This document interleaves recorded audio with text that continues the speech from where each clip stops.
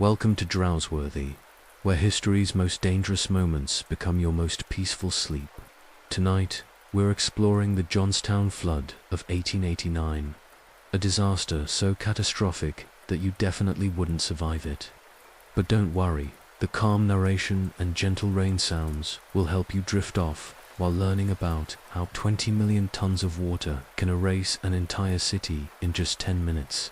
If you love falling asleep to history's darkest chapters, subscribe for weekly bedtime disasters. Feel free to turn down the lights, maybe put a fan on for that gentle hum. Get comfortable, because we're about to explore one of America's deadliest natural disasters through the eyes of those who lived and tragically died through it. Daily life in Johnstown, May 30th, 1889. Picture yourself waking up in Johnstown, Pennsylvania on May 30th, 1889. The year has been wet, unusually so, and you can feel the dampness seeping through the wooden walls of your modest home. You're likely a steelworker, a shop owner, or perhaps you work in one of the many businesses that support the thriving industrial town nestled in this narrow valley. The Conemaugh River flows just outside your window, and you've grown so accustomed to its gentle murmur that you barely notice it anymore. Today, that oversight will prove fatal. You stretch and prepare for what you believe will be another ordinary Thursday. The air is thick with humidity, and dark clouds hang low over the surrounding hills like a heavy wool blanket. You've seen storms before, plenty of them, but something feels different about this one. The barometric pressure seems to press against your temples, and there's an electric quality to the air that makes your skin prickle. As you dress for the day, you notice the rain drumming steadily against your roof. Not unusual for late May, but this rain has been falling for days now. Your boots squelch in the muddy streets as you make your way to work, and you notice that the normally placid Conemaugh River is running higher and faster than you've ever seen it. The water, usually a gentle brown, now churns with an angry grey fury, carrying debris from upstream communities. You work in the wire mill, one of the many industrial facilities that have made Johnstown prosperous. The town sits in a natural valley, surrounded by steep hills that funnel all the area's water toward the narrow Conemaugh River. It's a perfect location for industry, with the river providing power and transportation. But you've never considered what might happen if too much water tried to squeeze through this natural bottleneck at once. The morning passes uneventfully, though the rain continues its relentless percussion against the mill's tin roof. During your lunch break, you step outside and notice something that makes your stomach clench with unease. The river has risen significantly since morning. What should be a 20-foot wide waterway now spreads nearly 40 feet across, lapping at the foundations of buildings that have stood safely above the waterline for decades. Old-timers in town talk nervously about the dam upstream, the South Fork Dam, they call it. Built back in 1853 to create a massive recreational lake for wealthy Pittsburgh businessmen. You've heard whispers about the dam's condition, how it was poorly maintained after the Pennsylvania Railroad abandoned it, how the wealthy club members who bought it made modifications that weakened its structure. They lowered the dam's height to accommodate a road across its top, and they removed the original discharge pipes, leaving only a narrow spillway to handle excess water. But surely, you think, wealthy men wouldn't maintain a dam that could threaten thousands of lives. Surely, they understand the engineering required to hold back 20 million tons of water.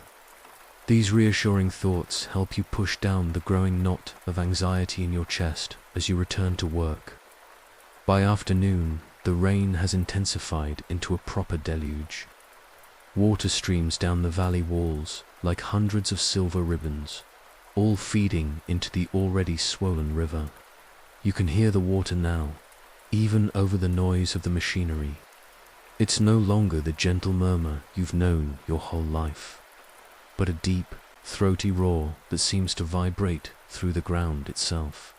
Before we continue, if you like listening to these videos to wind down, fall asleep, or learn something new, you are really going to love today's sponsor, Audible. Audible has thousands of stories waiting for you from history, fiction, poetry, and more. And you can even set a sleep timer, so the story fades when you do. And as today's sponsor, Audible has created a special free trial for Drowseworthy's listeners. Click the link in the description to take advantage of this exclusive offer. And thank you, Audible, for providing our listeners this free offer. Your supervisor dismisses the workers early, not because he's particularly concerned about safety, but because the rising water threatens to flood the mill's lower level. As you splash through the increasingly muddy streets toward home, you notice your neighbors standing on their porches, pointing toward the river with worried expressions. Children who normally play in the streets have been called inside, and even the stray dogs seem to sense something amiss, slinking close to buildings with their tails between their legs. The Conemaugh River now runs brown and violent, carrying tree branches, pieces of lumber, and debris from communities upstream. You can smell the water, a thick, earthy odor mixed with the metallic temps of displaced soil and the organic decay of uprooted vegetation. The sound is hypnotic and terrifying, a constant thunder that drowns out normal conversation. If you're enjoying this peaceful journey through history's chaos, consider subscribing for more bedtime disasters. Now, let's get back to that ominous Thursday in Johnstown. Evening brings no relief from the rain. You sit by your window, watching the water creep steadily higher up the riverbank.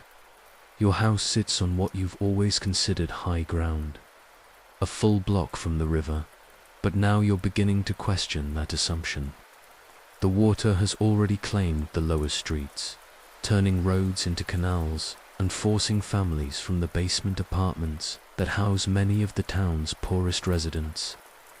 You decide to check on your elderly neighbor, Mrs. Henderson, who lives alone in a small house closer to the river. When you knock on her door, she answers with flour coating, her hands and a worried expression creasing her weathered face. She's been baking, she explains, trying to keep herself busy while listening to the water's ominous roar. Together, you stand in her parlor, watching through rain-streaked windows, as the river continues its relentless rise. Mrs. Henderson shares what she's heard from her son, who works for the Pennsylvania Railroad. Telegraph messages have been coming in all day about problems with the South Fork Dam, 14 miles upstream. The wealthy members of the South Fork Fishing and Hunting Club are supposedly monitoring the situation, but the dam's spillway can't handle the volume of water pouring into their artificial lake. The lake level has risen nearly 10 feet in just 2 days. What you don't know, what no one in Johnstown knows, is that the dam is already failing. Small leaks have appeared in the earthen structure, and desperate club members are frantically trying to reinforce it with earth, stones, and even horse manures and hay. They've torn down a bridge to get more material, and they're using every available horse and wagon to haul debris to the weak points. But their efforts are like trying to stop a bullet with tissue paper. As darkness falls, you return to your own home, but sleep proves elusive. The sound of the water has changed again, becoming deeper, more menacing. Through your bedroom window, you can see the ghostly outline of buildings, partially submerged in the flood. Oil from the mills creates rainbow slicks on the water's surface, and the smell of coal, dust, and industrial chemicals mingles with the organic odors of the flood.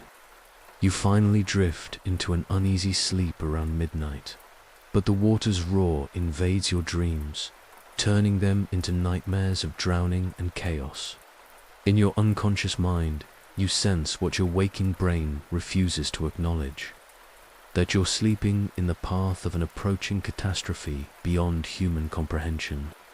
Dawn on May 31st brings no improvement. If anything, the situation has worsened overnight. The rain continues to fall in sheets, and the Conemaugh River now resembles a furious brown ocean more than the peaceful waterway you've known all your life. Entire buildings have disappeared beneath the surface, and the current runs so fast and strong that it carries along massive pieces of debris, full-size trees, and even railroad cars torn from their tracks upstream. You dress quickly and venture outside to assess the situation. The water level has risen another 4 feet during the night, and what used to be the main street through town now flows like a river itself. Your neighbors are gathering on higher ground, carrying whatever belongings they can manage, their faces etched with worry and exhaustion. The telegraph lines are down, cut by falling trees and rising water. So news from upstream comes only through railroad workers and the occasional rider brave enough to navigate the muddy, treacherous roads between towns. What news does arrive is increasingly alarming. The lake behind the South Fork Dam has risen to within 3 feet of the dam's top. Water is reportedly flowing around the edges of the structure and cutting channels through the earthen embankments. But still, you cling to the belief that surely the dam will hold. It's been standing for nearly 40 years, through countless storms and floods. The wealthy club members have resources and expertise. They wouldn't let thousands of people die to protect their fishing retreat. These rational thoughts help you maintain a fragile sense of security as you wade through knee-deep water to help neighbors evacuate their homes. What you cannot know is that, at this very moment, 14 miles upstream, the South Fork Dam is beginning its final collapse. Small streams of water shooting through cracks in the earthen wall are rapidly expanding into torrents. The entire face of the dam is beginning to slump forward, and the 20 million tons of water held behind it are seeking the path of least resistance toward the valley below. The club members have already fled to higher ground, abandoning their efforts to save the failing structure. They've seen the writing on the wall, literally, in the form of watermarks showing where the lake level has risen far beyond anything the compromised dam can contain. Some have tried to send warnings downstream, but the telegraph lines are down, and their mounted messengers face treacherous conditions on roads turned to rivers of mud. As you help Mrs. Henderson carry her most precious possessions to higher ground, you notice something that makes your blood run cold. The sound of the river has changed again. The deep, steady roar that has provided the soundtrack to your anxiety for the past 2 days has suddenly dropped in volume. For a moment, you feel a flutter of hope.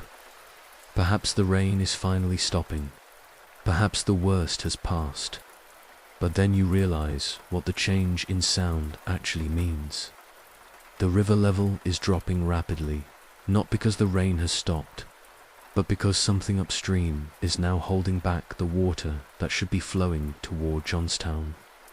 You've heard about this phenomenon, how rivers can suddenly run nearly dry just before a dam breaks and sends all that impounded water rushing downstream in a single catastrophic wave. The realization hits you like a physical blow. You grab Mrs. Henderson's arm and point toward the hills that surround the town. "We need to get to the highest ground we can find," you tell her, your voice barely steady. Right now, but even as you speak these words, you know in your heart that you're already too late. Somewhere in the distance, you can hear a new sound, faint but growing stronger. It's not the familiar roar of the river, but something else entirely, a deep, rhythmic rumble that seems to shake the very earth beneath your feet. The Johnstown Flood is coming, and you wouldn't survive what happens next. You stand frozen for a precious few seconds, your mind struggling to process what your instincts already know. The rumbling sound grows louder, and you can feel it now through the soles of your boots. A vibration that travels up through your legs and settles in your chest like a second heartbeat. Mrs. Henderson looks at you with confusion, her weathered hands still clutching the small wooden box containing her late husband's letters. "What is that sound?" she asks, her voice barely audible over the growing thunder. You don't answer because you can't find words for what you're hearing. It's not just sound anymore, it's a physical presence, a force that seems to be swallowing all other noise.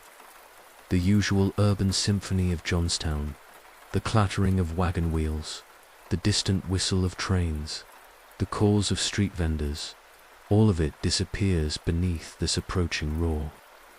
Around you, other residents are beginning to notice the change.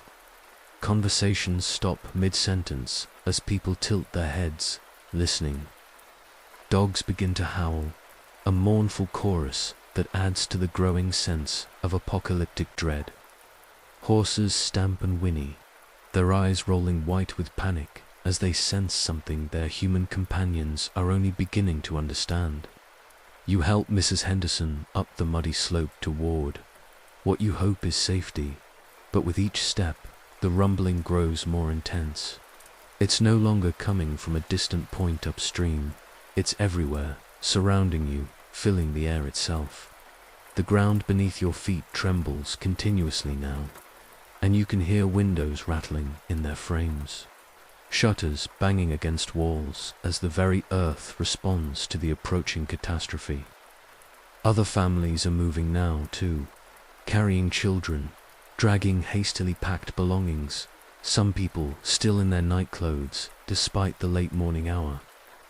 The crowd moves with the awkward urgency of people who sense danger but don't yet comprehend its true scope. You see the blacksmith, still wearing his leather apron, carrying his elderly mother on his back. The schoolteacher, Miss Robertson, herds a group of children whose parents were caught at work when the evacuation began. The air itself seems to change as you climb. There's a pressure, like standing too close to a massive waterfall, and you can taste moisture on your tongue that's different from the rain.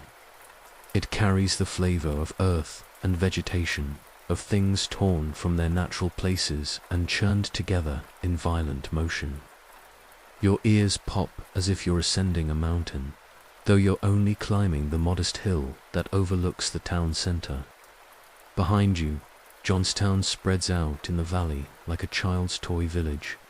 The flood water from the river has already claimed the lower sections, turning streets into canals, but from this height, it looks almost peaceful, like a model railroad set partially submerged for effect.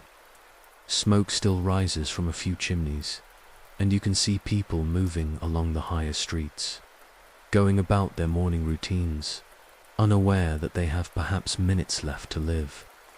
The rumbling has become a roar now, no longer distant but immediate and overwhelming.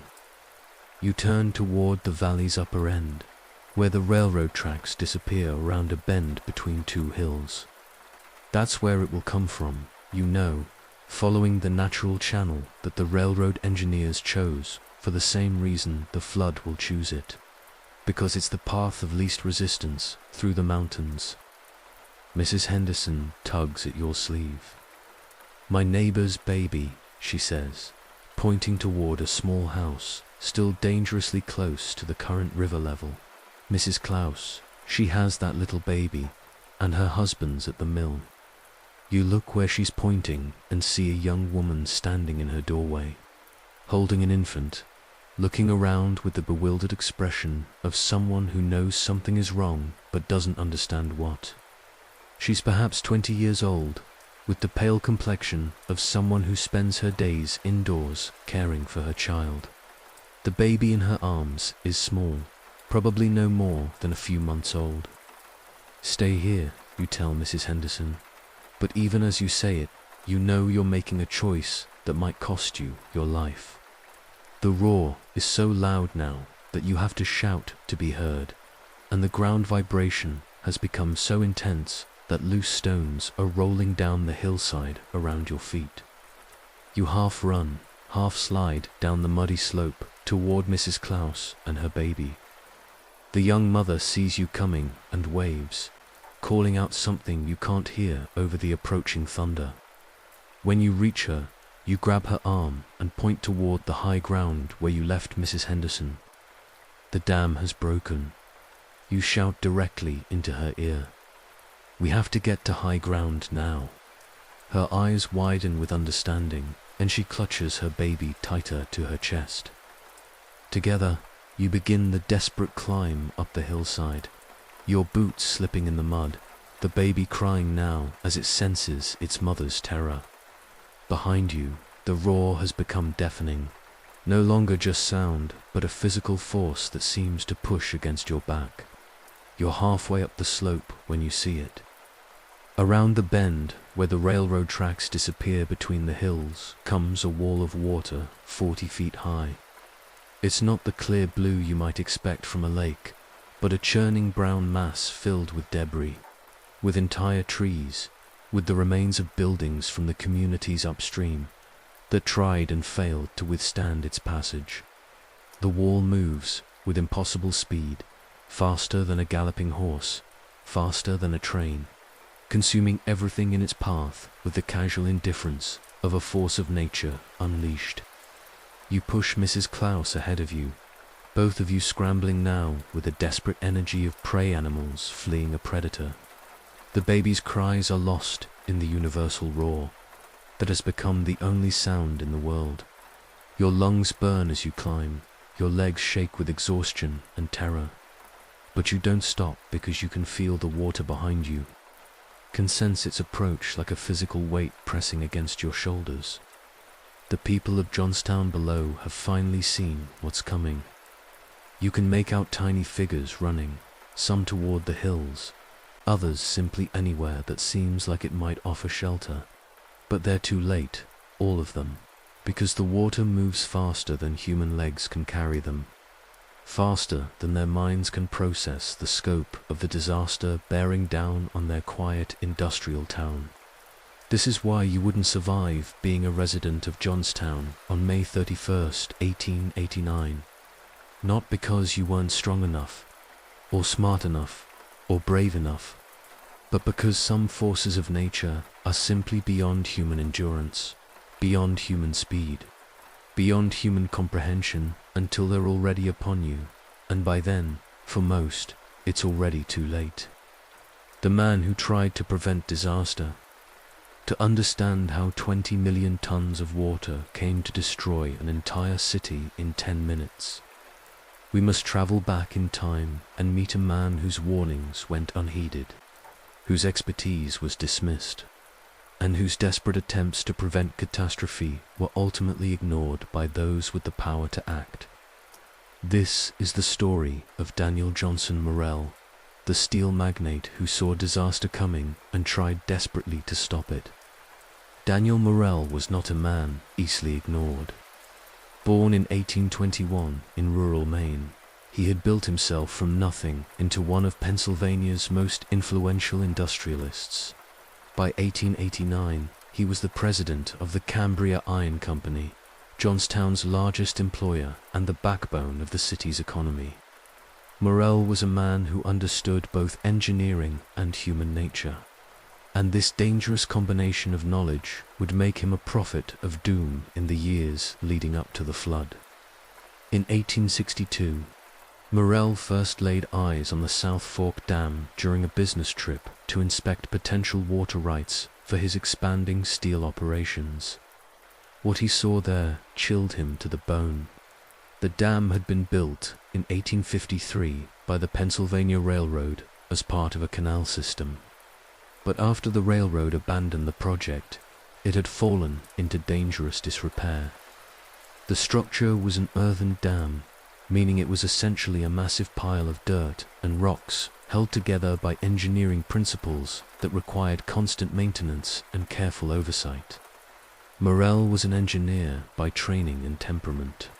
He could look at the dam's slumping walls, its clogged spillway, and its missing discharge pipes, and calculate exactly what would happen if the structure failed.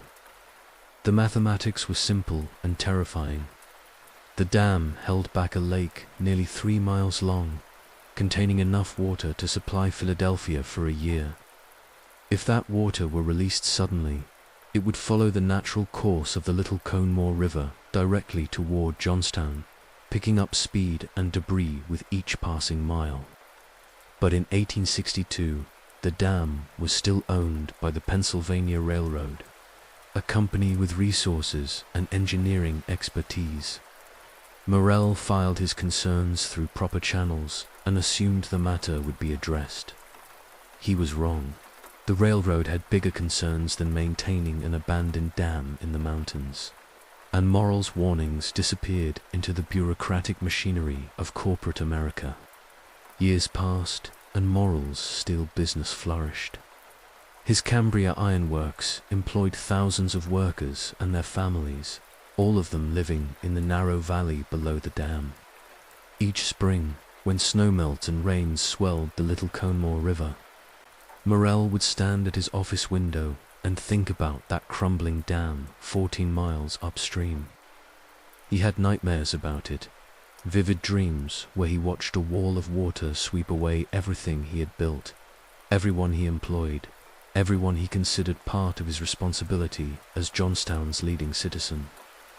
In 1875, Morrell's worst fears seemed about to be realized, when he learned that the Pennsylvania Railroad had sold the dam to private investors, not engineers, not dam specialists, but wealthy Pittsburgh businessmen who wanted to create an exclusive fishing and hunting retreat.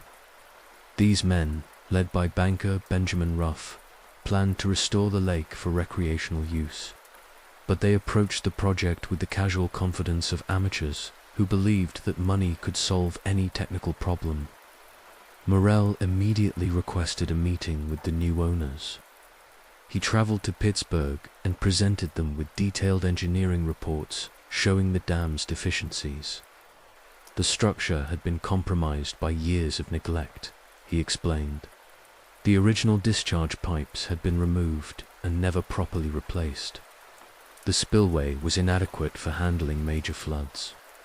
Most critically, the dam had been lowered by several feet to accommodate a road across its top, removing crucial height that provided the safety margin between normal lake levels and potential overflow.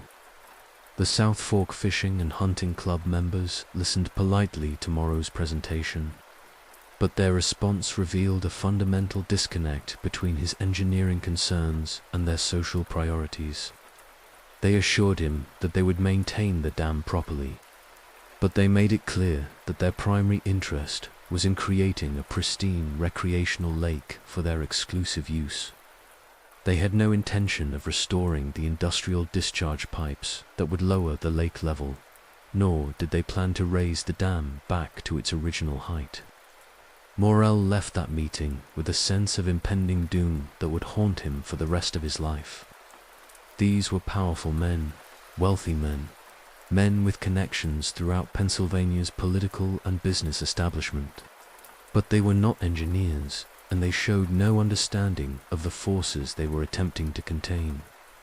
He compared them later to children playing with dynamite, confident in their safety because they had never seen an explosion.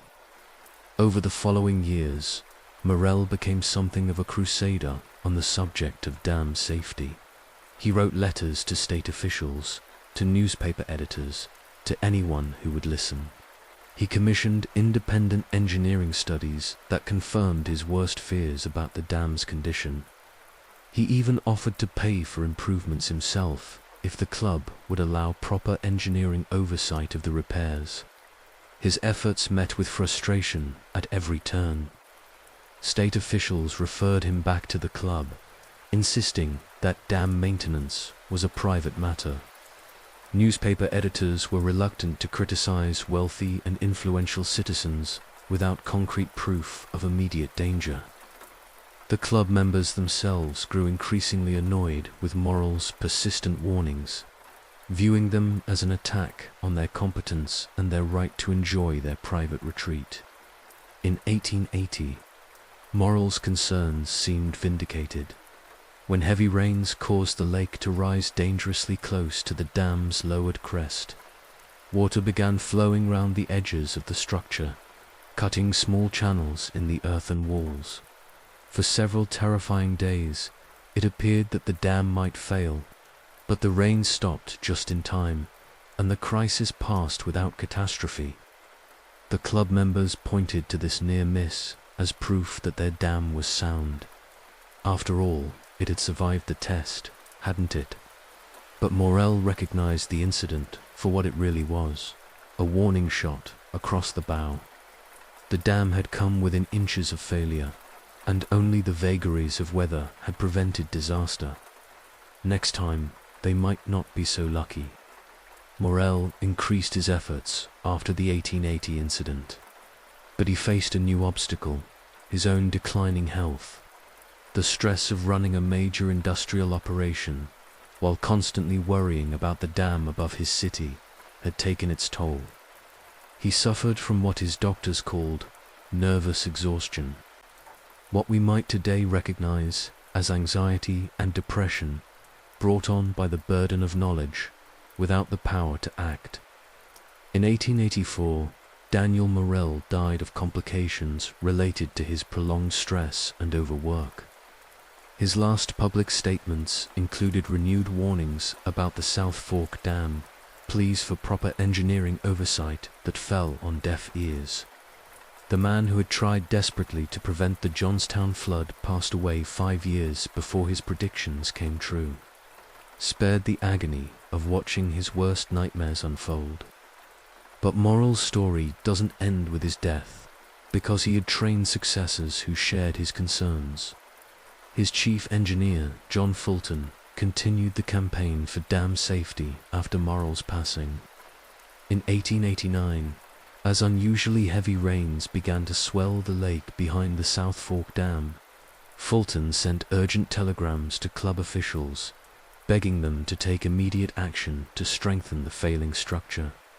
The club members who received these warnings were not evil men, but they were men who had convinced themselves that their amateur efforts were sufficient to contain forces beyond their understanding. They had spent thousands of dollars on cosmetic improvements to the dam, adding rocks and earth to obvious weak points.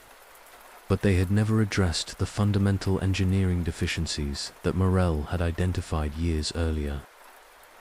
On the morning of May 31st, 1889, as the lake rose to within 3 feet of the dam's crest, Club President Colonel Elias Unger finally grasped the magnitude of the crisis. He sent riders toward Johnstown with warnings, but the telegraph lines were down and the muddy roads made travel treacherous. Most of the riders never completed their journeys, and those who did arrive in downstream communities found that local officials were already overwhelmed by flooding from normal rainfall. Meanwhile, club members made desperate, last-minute attempts to save their dam. They tore down a bridge to get material for reinforcement. They used every available horse and wagon to haul rocks and earth to the weak points. They even tried to cut an emergency spillway through solid rock using hand tools, but they were attempting in hours to accomplish engineering work that should have taken months or years. If you're enjoying this exploration into the human drama behind history's disasters, we'd love to hear from you. Leave a comment letting us know what topic you'd like us to explore next, or just check in and let us know how you're doing. Thank you for being an important part of our little corner of the internet. By midday on May 31st, the battle was lost. Water began flowing over the top of the dam, quickly eroding the earthen structure from above. What started as a trickle became a stream, then a torrent, then a catastrophic breach that released 20 million tons of water in a matter of minutes. As the dam collapsed, Colonel Unger and the other club members, who would stay to fight the rising water until the last possible moment, retreated to high ground and watched their recreational lake disappear in a roaring brown flood that carried away trees, buildings, and railroad cars as if they were toys. They knew that their failure to heed Daniel Morel's warnings was now rushing toward Johnstown at the speed of a freight train, carrying with it the deaths of over 2,200 innocent people. The tragedy of Daniel Morell is not just that he was right about the dam's dangers, but that he was powerless to act on his knowledge. He represents all the unheeded voices of expertise that cry out against preventable disasters. The engineers who were ignored by politicians, the scientists who were dismissed by business interests, the ordinary citizens who see clearly what the powerful refuse to acknowledge. In the end, Morell's greatest tragedy was not that he failed to prevent the Johnstown flood, but that he succeeded so completely in predicting it. Every detail he had warned about came true, from the inadequate spillway to the catastrophic failure mode, from the speed of the flood's approach to its devastating impact on the city he had worked so hard to build and protect. The South Fork Dam disaster stands as a monument to the deadly consequences of ignoring expertise, of allowing amateur enthusiasm to override professional knowledge, of treating public safety as a secondary concern to private pleasure. Daniel Morell saw it coming with crystal clarity, and that knowledge haunted him to his grave.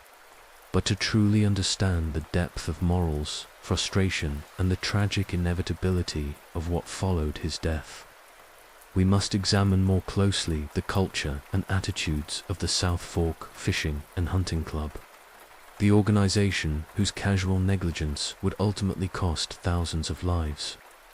The club represented the pinnacle of Gilded Age excess and privilege. Its membership roster read like a who's who of American industrial power. Andrew Carnegie, Henry Clay Frick, Andrew Mellon, and dozens of other millionaires who had built their fortunes on steel, oil, and railroads. These were men accustomed to bending the world to their will through the sheer force of wealth and influence. They had conquered markets, crushed competitors, and built industrial empires that stretched across continents. The idea that a simple earthen dam might present challenges beyond their ability to manage seemed absurd to them. The club's approach to dam maintenance reflected this supreme confidence in their own abilities. When they purchased the property in 1879, they immediately set about transforming the utilitarian reservoir into a pleasure lake worthy of their refined tastes. They stocked it with expensive fish, built elaborate clubhouses along its shores, and created a private paradise where Pittsburgh's elite could escape the smoke and noise of their industrial empire. But their improvements revealed a fundamental misunderstanding of engineering principles. They covered the dam's stone spillway with decorative screens to prevent their prize fish from escaping downstream. These screens, while aesthetically pleasing, reduced the spillway's capacity to handle flood conditions by a significant margin. It was like trying to drain a bathtub through a cocktail strainer. Even more problematically, they had removed the dam's original cast-iron discharge pipes entirely, not because they were damaged, but because the pipes lowered the lake level and spoiled the recreational experience. The pipes had been designed as a safety valve, allowing controlled release of water during flood conditions. Without them, the only outlet for excess water was the inadequate spillway, creating exactly the conditions that Morell had warned would lead to catastrophic failure. The club members' correspondence from this period, preserved in historical archives, reveals their casual attitude toward the engineering challenges they faced. In letters to contractors and among themselves, they discussed the dam repairs as if they were planning a garden party rather than attempting to contain millions of tons of water. They relied on local farmers and laborers for construction work that should have required specialized engineering expertise. They made crucial decisions about structural modifications based on aesthetic preferences rather than safety considerations. When confronted with technical challenges, their solution was invariably to throw money at the problem rather than seeking proper engineering guidance. They hired workers to pile additional earth and stones on obvious weak points. creating a patchwork of amateur repairs that looked impressive, but actually made the structure less stable by adding weight without addressing underlying structural deficiencies. Their attitude toward outside criticism was equally revealing. When Daniel, Morel, or other engineers raised concerns about the dam's safety, the club members responded not with technical rebuttals, but with social intimidation. They questioned the motives of their critics, suggested that warnings about dam failure were attempts to damage the club's reputation, and used their considerable influence to marginalize voices of expertise that challenged their competence. This pattern of behavior reflected the broader social dynamics of the Gilded Age, when industrial barons viewed themselves as masters of all they surveyed. These men had built railroads across mountain ranges, carved steel mills from wilderness, and created fortunes from raw ambition and ruthless competition. The notion that they might lack the expertise to maintain a simple dam struck them as both insulting and impossible. The club's annual reports and meeting minutes from the 1880s show an organization completely focused on recreational amenities and social events, with dam maintenance treated as a minor housekeeping issue.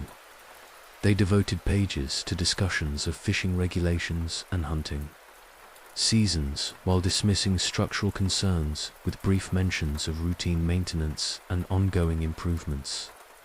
Perhaps most tragically, the club members genuinely believed they were acting responsibly.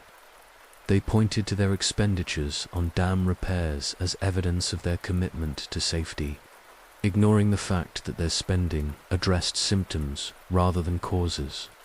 They had spent thousands of dollars on cosmetic improvements while leaving the fundamental engineering deficiencies unchanged. In the spring of 1889, as unusually heavy rains began to test their amateur engineering, the club members initially responded with their characteristic confidence. Early reports from the dam site suggested that their improvements were holding, that the structure would weather the storm as it had weathered previous challenges. They congratulated themselves on their foresight and competence, unaware that they were watching the first stages of a failure mode that would unfold with terrifying speed.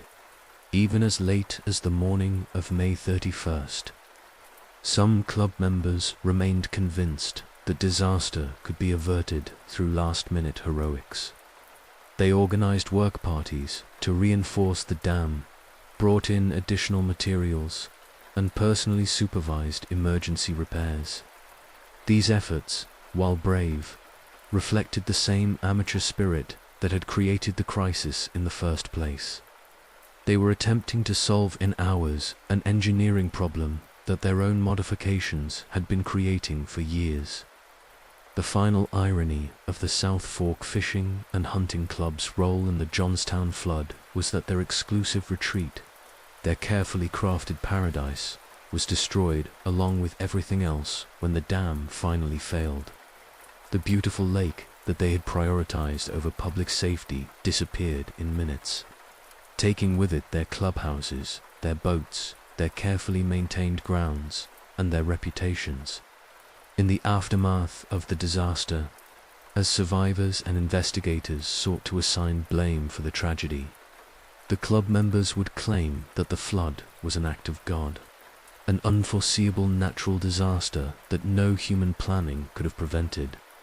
But Daniel Morrell's ghost might have whispered a different truth, that the Johnstown Flood was not an act of God, but an act of hubris, the predictable result of ignoring expertise, dismissing warnings, and believing that wealth and privilege could substitute for knowledge and competence. Secrets beneath the debris. In the immediate aftermath of the Johnstown Flood, as rescuers pulled survivors from the wreckage and began the grim task of counting the dead, they encountered a mystery that would puzzle investigators for decades. Of the estimated 2,209 people who died in the disaster, nearly 800 bodies were never found. They had simply vanished, swallowed by the flood, and erased from the physical world as completely as if they had never existed. This haunting disappearance would launch one of America's most extensive missing persons investigations and reveal secrets about the flood's true power that even survivors had difficulty comprehending. The mystery began in the hours immediately following the disaster, when rescue teams organized systematic searches of the devastated valley. What they found defied explanation. In some areas, the flood had been almost surgical in its destruction, sweeping away entire buildings while leaving adjacent structures virtually untouched. In other places, it had ground everything to splinters, creating fields of debris so thoroughly mixed that identifying individual victims became nearly impossible. The most puzzling discoveries came from areas where the flood had encountered obstacles that forced it to change direction or slow its advance. Here, rescuers found bizarre arrangements of debris that told stories of the water's incredible power. Railroad cars had been picked up, carried for miles, and deposited in neat rows as if placed there by a giant hand. Entire houses had been transported intact for hundreds of yards, their contents still arranged on shelves and tables, while other buildings had been reduced to piles of splinters and nails. Dr. Benjamin Lee, the chief coroner brought in from Philadelphia to oversee the identification process, quickly realized that conventional methods of tracking casualties would be inadequate for this disaster. The flood had not simply killed people, it had rearranged the very landscape, burying some victims under tons of debris, while carrying others far downstream to locations that wouldn't be discovered for years. Lee's team developed new techniques for disaster victim identification that would later be adopted by emergency responders worldwide. They created detailed maps showing where bodies were found in relation to where the victims had been living when the flood struck. These maps revealed disturbing patterns that helped explain why so many people had vanished without a trace. The flood's path through Johnstown had created what investigators came to call collection points, areas where the water's flow had slowed enough to deposit heavy debris, but maintained sufficient force to carry away human bodies. These locations, typically at bends in the valley or where the flood encountered natural or man-made obstacles, became massive graveyards filled with furniture, building materials, and personal belongings, but strangely devoid of human remains. One of the most significant collection points was discovered at the Pennsylvania Railroad's Stone Bridge, which had partially survived the flood and acted like a giant sieve. Here, rescuers found an accumulation of debris 30 feet high and covering several acres. The pile contained thousands of recognizable objects, children's toys, family photographs, pieces of furniture, even entire pianos. But despite the presence of so many personal belongings, very few bodies were recovered from this massive debris field. The mystery deepened when investigators realized that the missing bodies showed specific demographic patterns.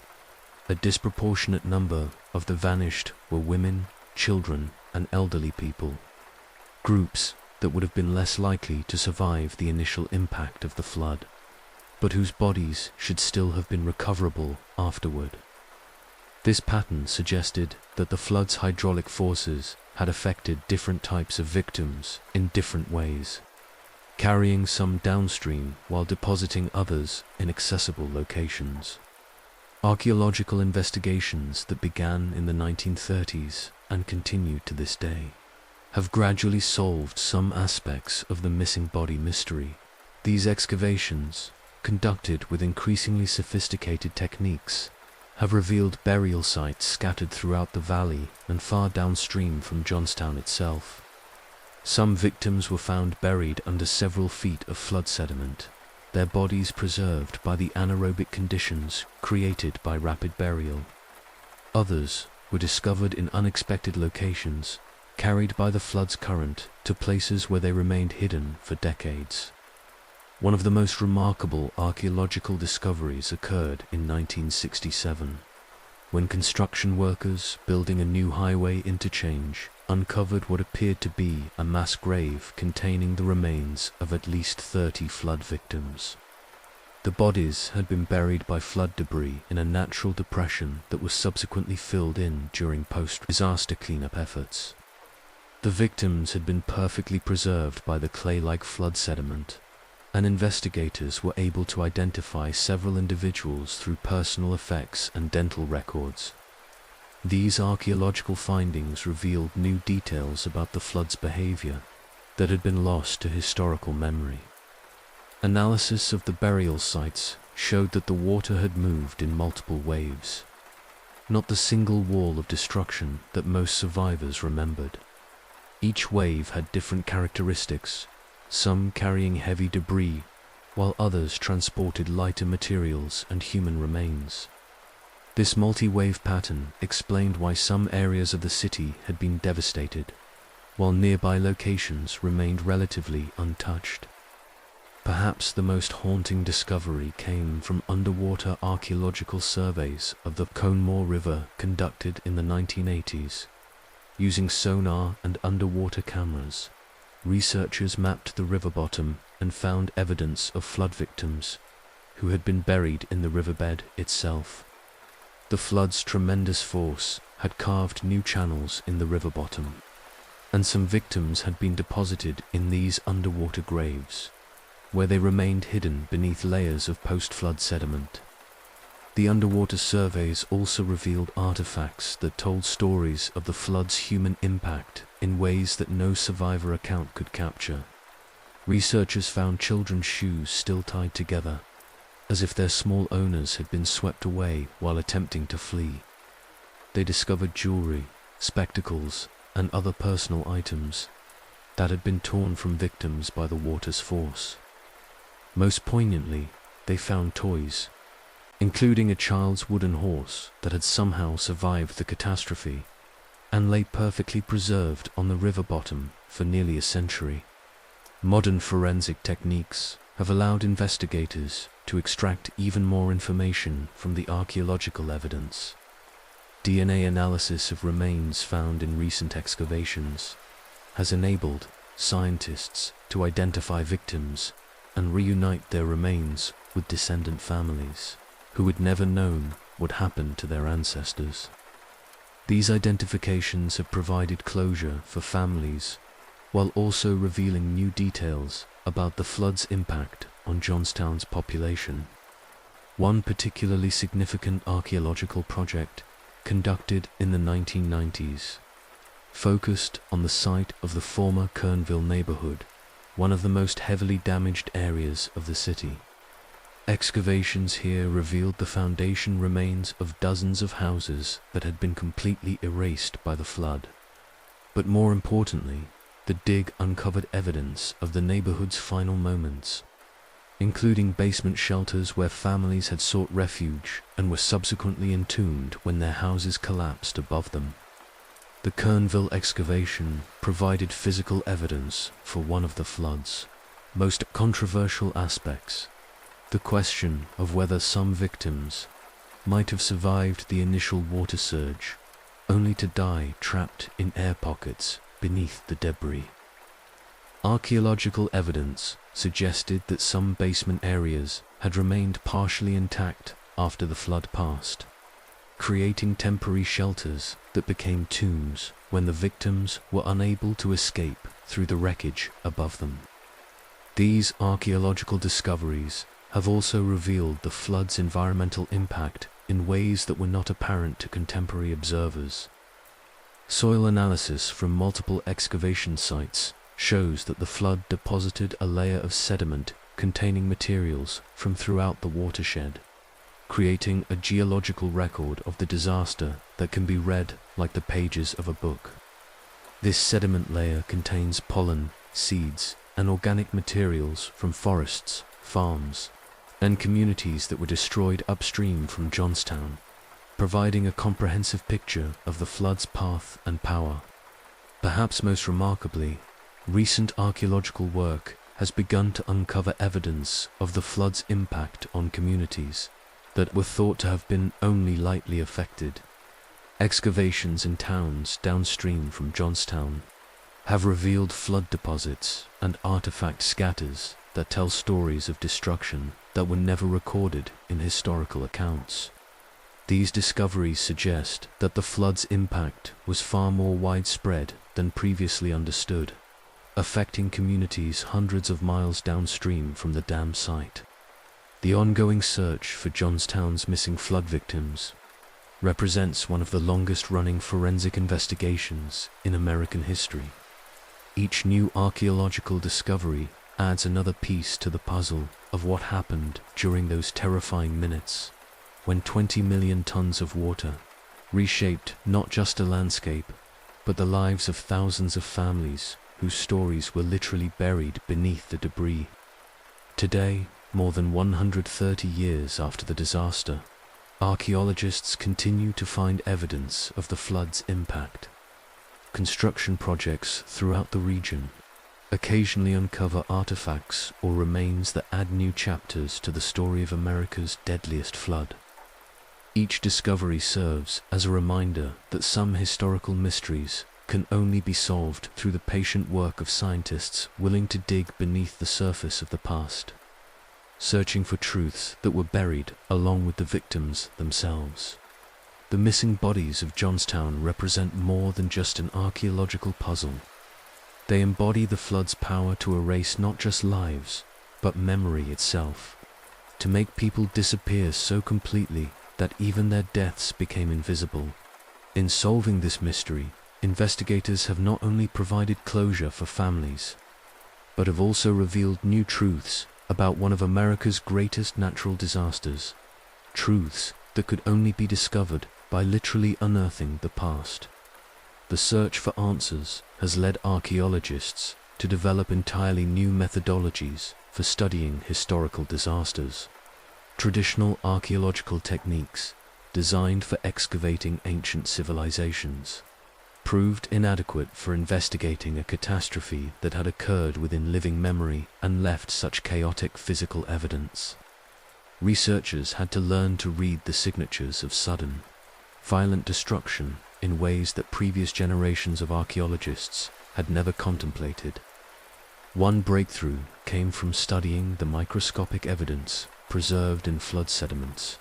Dr. Sarah Mitchell, a forensic archaeologist who joined the investigation in the 1990s, pioneered the use of pollen analysis to trace the flood's path and timing. By examining pollen grains trapped in the sediment layers, she could determine not just where the floodwater had traveled, but also the time of year and even the specific weather conditions during the disaster. This technique revealed that the flood had carried pollen from spring flowers and newly leafed trees, confirming survivor accounts of the disaster occurring during an unusually warm late May. More remarkably, Mitchell's analysis revealed pollen from plant species that grew only in specific upstream locations, allowing researchers to map the flood's journey with unprecedented precision. Pollen from mountain laurel, which grew near the dam site, was found mixed with sediment throughout Johnstown, providing physical proof of the connection between the dam's collapse and the city's destruction. This evidence became crucial in later legal proceedings and historical analyses of responsibility for the disaster. The microscopic evidence also revealed disturbing details about the flood's violence.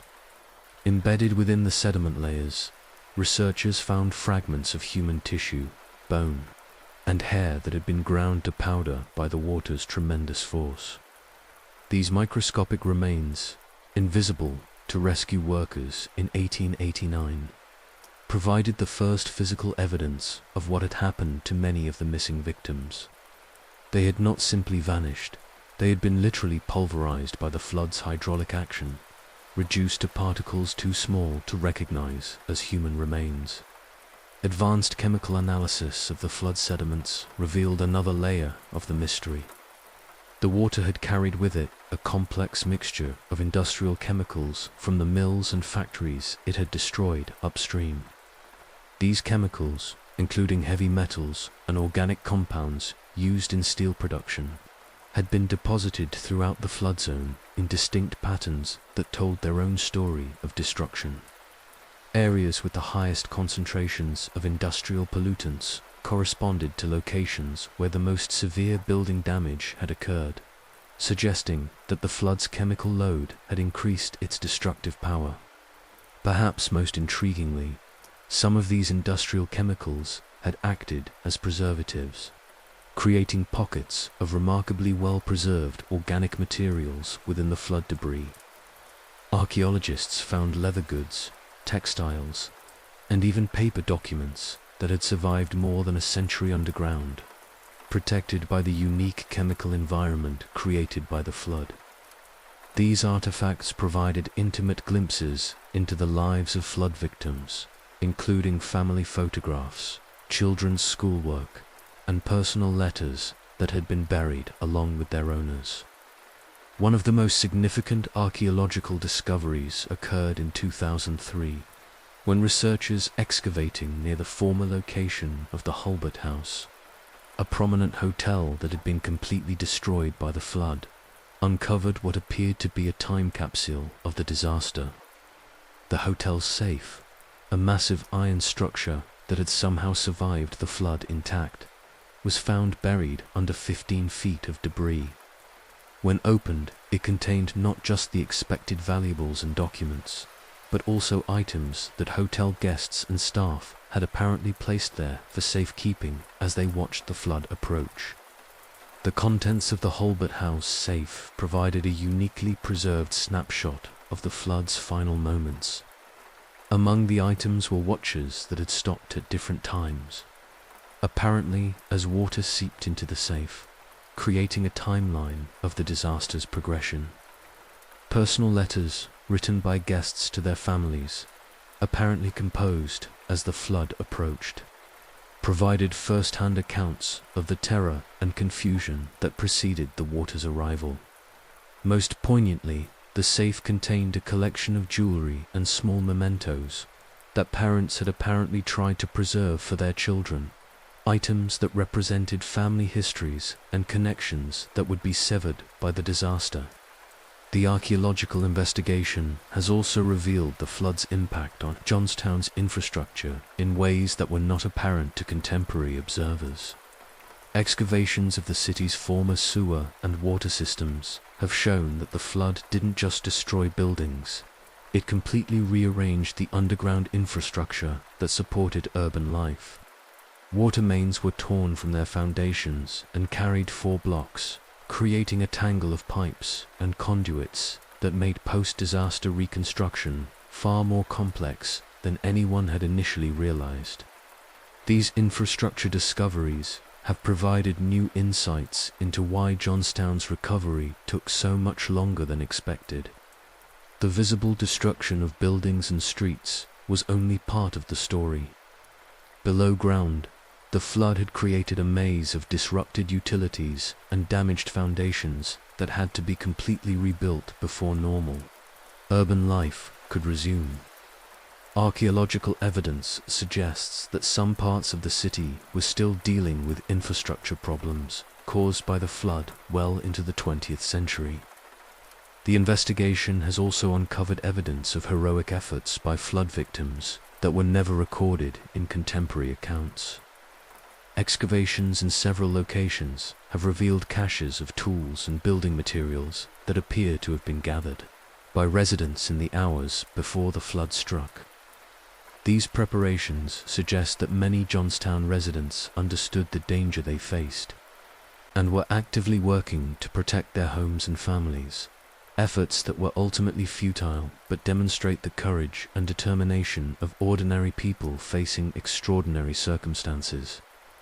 One particularly moving discovery came from the excavation of a house foundation in the Kernville neighborhood, where archaeologists found evidence that a family had spent their final hours creating a makeshift shelter in their basement. The arrangement of furniture and personal belongings suggested that parents had tried to create a safe space for their children, gathering mattresses, blankets, and food in what they hoped would be a secure location. The family's remains were found together in this improvised shelter, suggesting that they had died together as they had lived, protecting each other until the very end. Modern technology has opened new avenues for investigating the flood's mysteries that were unimaginable to earlier generations of researchers. Ground-penetrating radar surveys have identified potential burial sites throughout the flood zone without the need for excavation, allowing archaeologists to map the disaster's impact with minimal disturbance to the landscape. Satellite imagery analysis has revealed subtle topographic changes that mark the flood's path, providing a bird's-eye view of the disaster's geographic scope. Computer modeling based on archaeological data has allowed researchers to recreate the flood's progression with startling accuracy by analyzing the distribution of debris and the patterns of destruction revealed through excavation. Scientists have been able to simulate the water's movement through Johnstown's streets, revealing how the flood's behavior was influenced by the city's topography and building layout.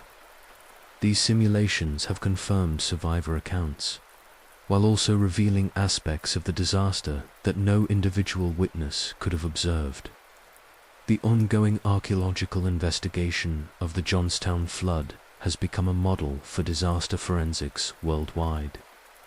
Techniques developed for understanding this 19th-century catastrophe have been applied to modern disasters, helping investigators piece together the human stories behind tsunamis, hurricanes, and other natural catastrophes.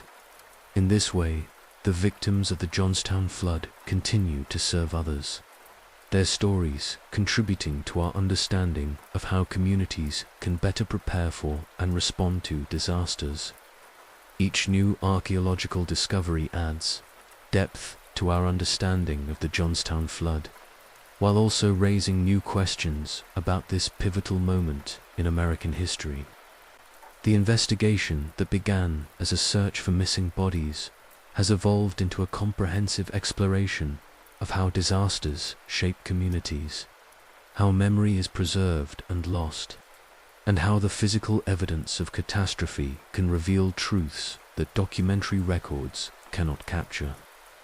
In the end, the archaeology of the Johnstown Flood has proven that the Earth itself can serve as a witness to history, preserving secrets beneath its surface until science develops the tools to read them. Paradise Lost: Daily Life at the South Fork Club.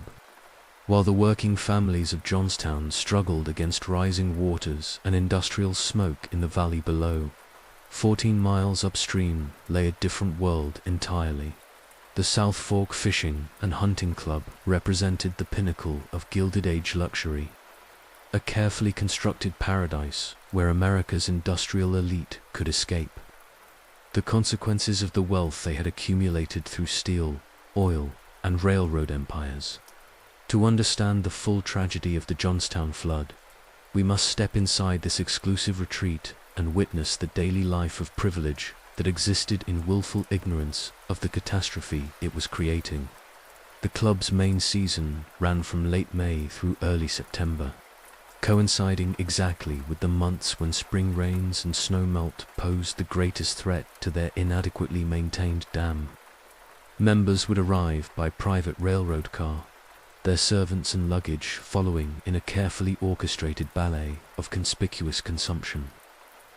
The Pennsylvania Railroad had built a special spur line directly to the club grounds, ensuring that these titans of industry never had to mix with common passengers or endure the inconvenience of public transportation.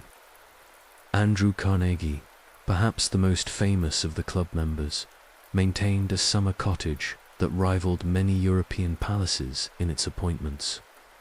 The cottage, which Carnegie modestly called his fishing cabin, contained 12 bedrooms, each with its own marble fireplace and crystal chandelier. The main dining room could seat 30 guests at a table carved from a single piece of mahogany and set with china, specially commissioned from the finest craftsmen in England. Carnegie's personal staff at the club included a French chef, an English butler, 2 ladies' maids for his wife, and a small army of groundskeepers, who maintained the elaborate gardens that surrounded his cottage. A typical day at the South Fork Club began before dawn for the servants, who would prepare elaborate breakfast spreads in anticipation of their employers' leisurely morning routines, while the industrial workers of Johnstown below were already hours into their shifts at the steel mills and wireworks. Club members would emerge from their cottages around 9 or 10 o'clock, dressed in the finest sporting attire that money could buy. Breakfast was served on the wide verandas that overlooked the artificial lake, allowing diners to enjoy the scenic beauty of the very body of water that would soon destroy thousands of lives. The club's primary recreational activity was fishing, and members pursued this pastime with the same ruthless efficiency they brought to their business enterprises. The lake had been stocked with expensive bass brought from Lake Erie, along with trout imported from as far away as Scotland. Fishing guides, many of them local men who needed the income to support their families, would row the wealthy members to the choicest spots on the lake, baiting their hooks and netting their catches, while maintaining the careful deference that extreme wealth demanded. Henry Clay Frick, Carnegie's business partner and one of the most powerful men in American industry, took particular pride in his fishing prowess.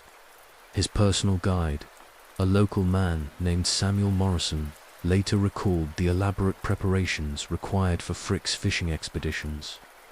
Morrison would arrive at Frick's cottage each morning at precisely 7 o'clock, carrying a selection of rods and reels worth more than most Johnstown families earned in a year. Frick's tackle box contained lures crafted by the finest sporting goods manufacturers in England and Scotland, some of them decorated with precious metals and gems. The fishing itself was conducted with military precision.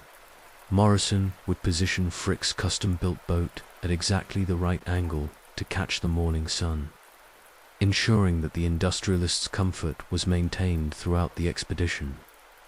A second boat would follow, carrying servants with refreshments, additional equipment, and portable chairs in case Frick wished to fish from the shoreline. The elaborate ritual could consume an entire morning, during which Frick might catch half a dozen fish that would be prepared by his personal chef and served that evening at a dinner party for fellow club members. But fishing was only one of the diversions available to club members.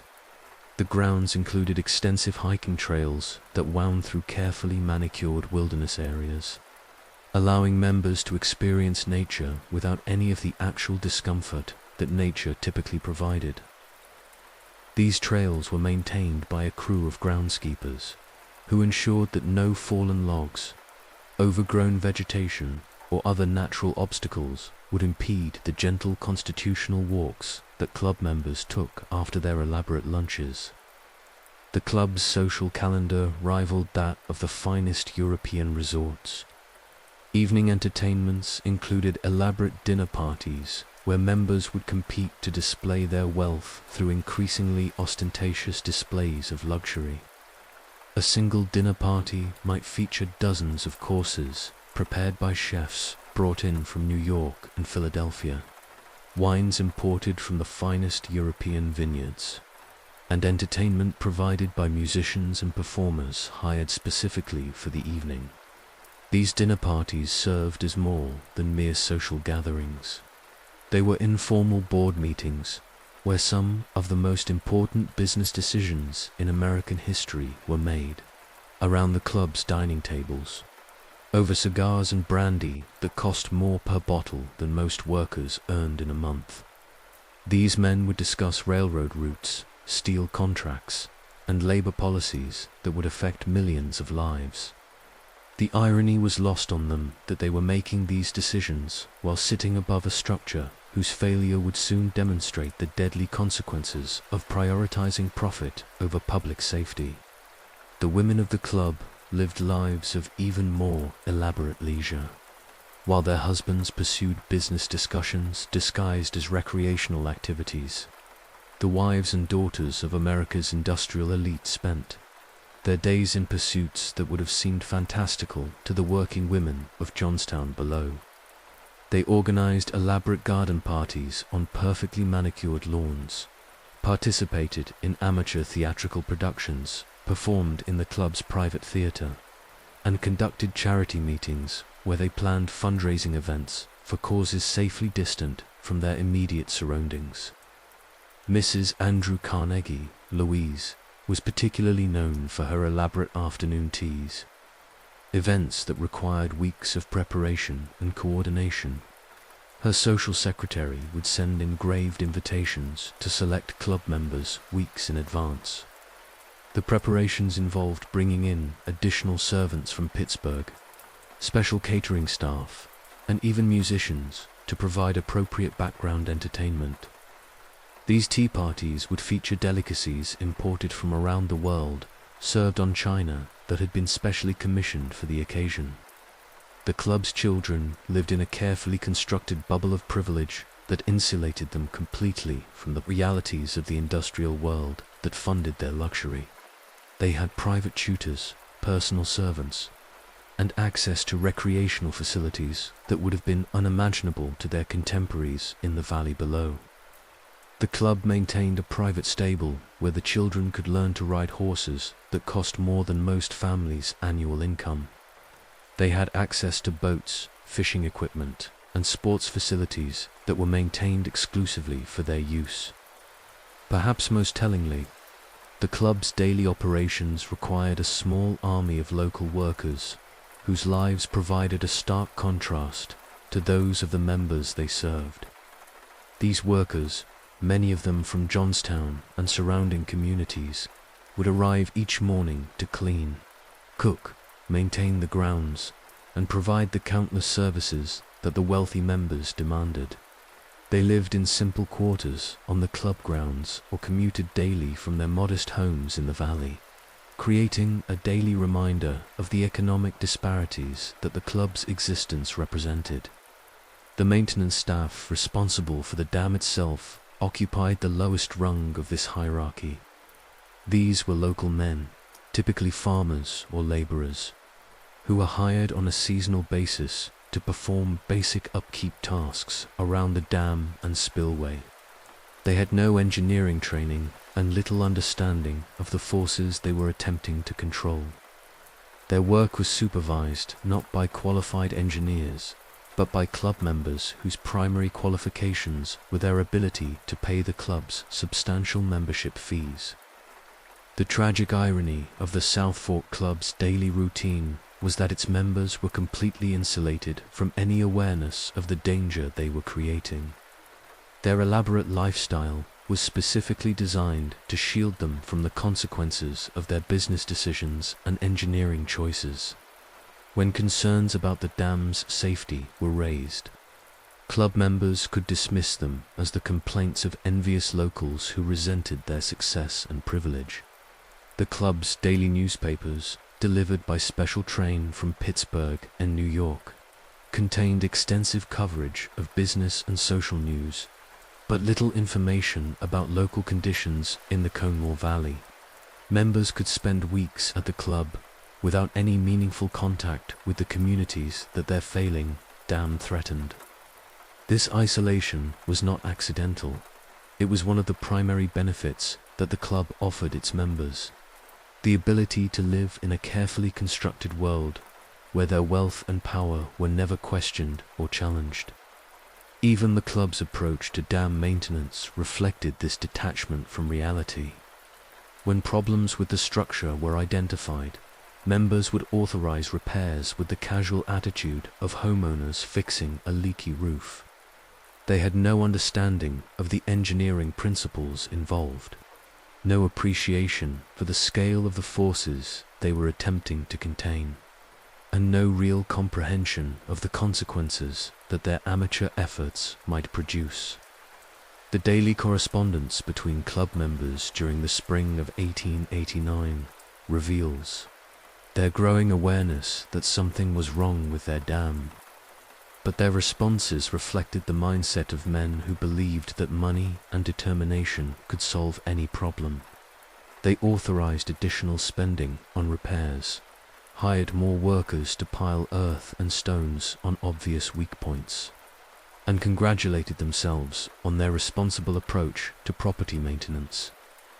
As late as May 30th, 1889, the day before the dam's collapse, club members were still conducting business as usual.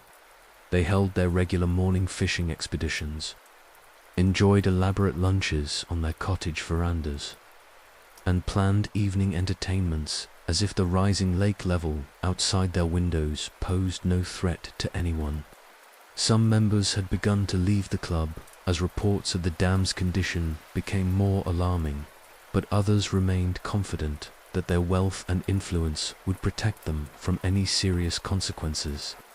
The club's final day of normal operations, May 30th, 1889, passed much like any other day during the spring season. Members pursued their usual recreational activities. Servants maintained their careful routines of service and deference, and the business of pleasure continued uninterrupted. The rising water level in the lake was noted and discussed, but treated as a manageable inconvenience rather than a harbinger of catastrophe. That evening, as club members gathered for what would be their final dinner party, the conversation included concerns about the dam's condition. But these worries were mixed with discussions of business opportunities, social gossip, and plans for future club improvements. The men who had built America's industrial empire through ruthless efficiency and careful calculation seemed incapable of applying those same analytical skills to the engineering crisis, developing literally outside their dining room windows. As darkness fell over the South Fork Club on May 30th, 1889, its members retired to their luxurious cottages, most of them unaware that they were spending their last night in the paradise they had created through such careful attention to their own comfort and such casual disregard for the safety of others. By the following evening, their artificial lake would be gone, their elaborate cottages would be damaged or destroyed, and their exclusive retreat would be forever associated with one of America's deadliest disasters. The South Fork Fishing and Hunting Club represented more than just Gilded Age excess. It embodied the dangerous disconnection between wealth and responsibility that characterized America's industrial elite. In their carefully constructed paradise, these powerful men lived lives of such elaborate comfort that they lost touch with the fundamental realities of the physical world, including the basic engineering principles that governed the massive dam they had so carelessly modified. The club's daily routines of luxury and leisure continued right up until the moment when the consequences of their negligence came rushing down the valley in the form of 20 million tons of water. In the end, their paradise was lost not to any external force, but to their own willful blindness to the dangers they had created through their amateur engineering and casual disregard for public safety. The irony is complete. The very men who had mastered the complexities of industrial production, who had built vast business empires through careful attention to detail and rigorous analysis, proved incapable of maintaining a simple earthen dam because they had surrounded themselves with such elaborate comfort that they could no longer see the world clearly enough to recognize the catastrophe they were creating. The club's elaborate infrastructure itself tells the story of misplaced priorities that would prove so deadly. While the dam that held back millions of tons of water was maintained by unqualified laborers using amateur techniques, the club's recreational facilities received constant attention from skilled craftsmen and experienced engineers. The boat docks were rebuilt annually to ensure perfect stability for the members' fishing expeditions, while the dam's spillway was allowed to become clogged with debris that reduced its capacity by half. The club's private railroad spur, which delivered members and supplies from Pittsburgh, was maintained to the highest standards of engineering excellence.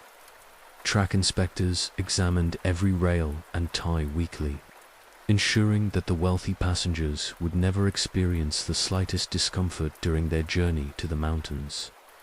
Meanwhile, the dam's discharge pipes, which had been designed as a crucial safety feature, had been permanently removed to maintain higher water levels for better fishing and boating. The attention to detail in the club's dining facilities was legendary among the domestic staff who worked there. The main dining hall's kitchen contained equipment that rivaled the finest restaurants in New York and Philadelphia. Ice was shipped daily from Pittsburgh in specially insulated railroad cars to ensure that the members' champagne remained perfectly chilled. French wines were stored in a climate-controlled cellar that maintained precise temperature and humidity levels.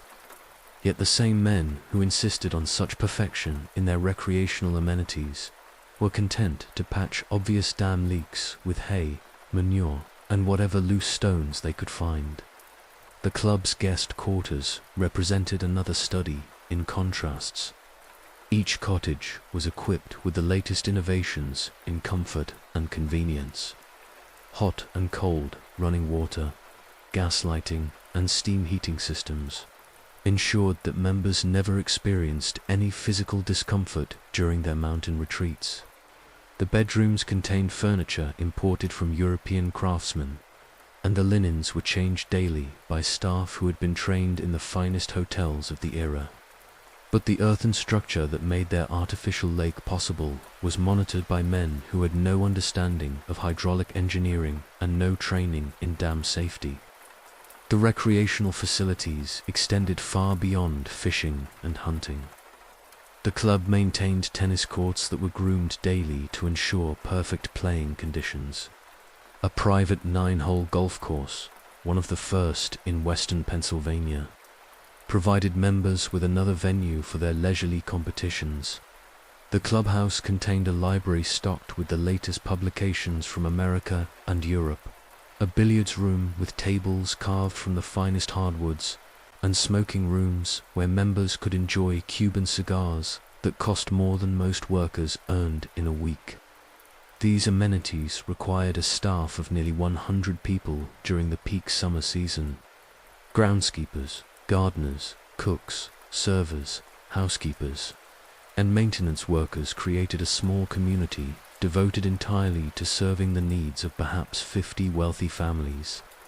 The irony was not lost on local observers that this army of workers was dedicated to maintaining recreational facilities for part-time residents, while the dam that threatened thousands of permanent residents was left in the care of a handful of unqualified laborers. The club's social hierarchy extended beyond the obvious division between members and servants.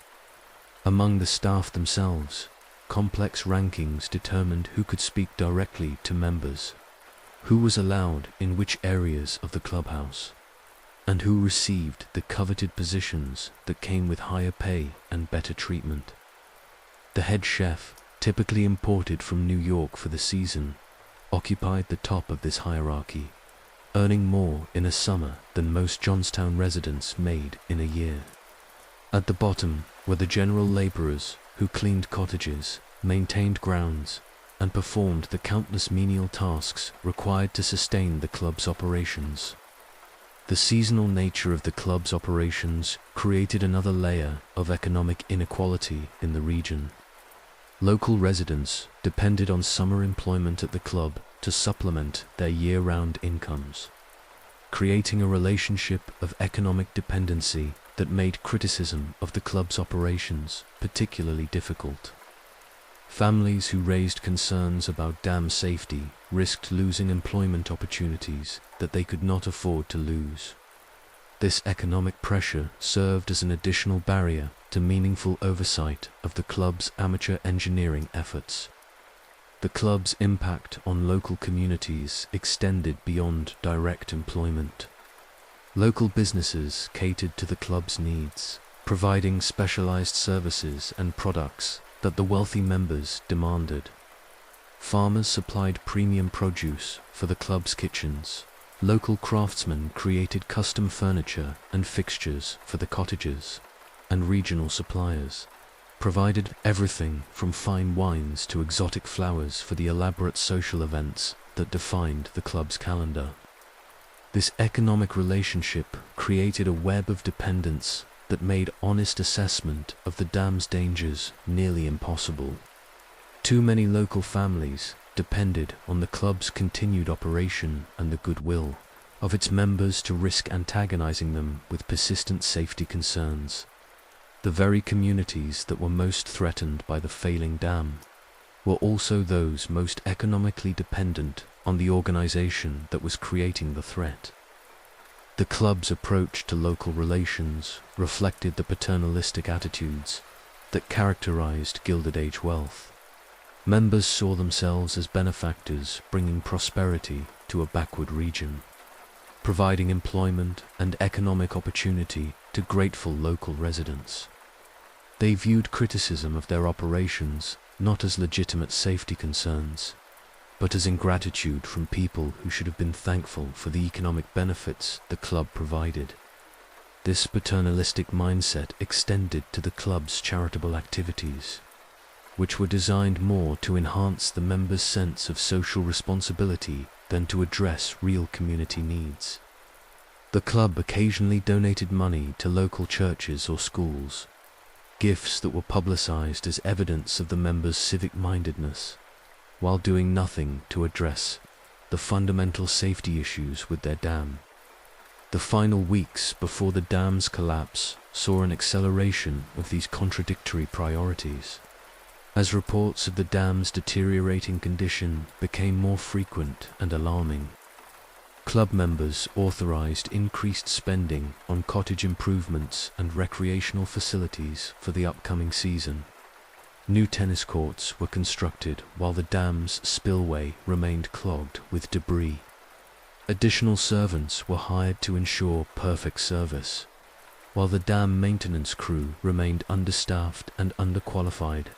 Even as the spring rains of 1889 began to swell the lake to dangerous levels, club operations continued with business-as-usual attitudes that bordered on the surreal.